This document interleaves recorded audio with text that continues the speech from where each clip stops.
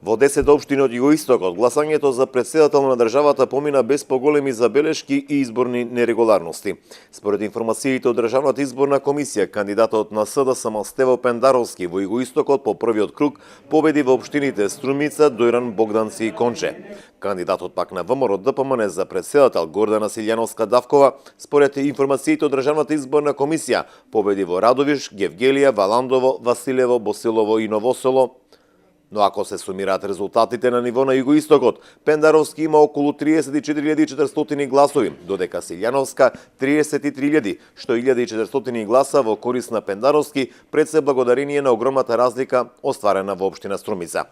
На ниво на југоистокот Блеем Река освои околу 600 гласови, а повеќе од 2500 гласачки личиња се неважечки, покажуваат првишните неофицијални податоци од Државната изборна комисија за југоистокот, каде излезноста беше најголема во Гевгелија, а во Радовиш најслаба.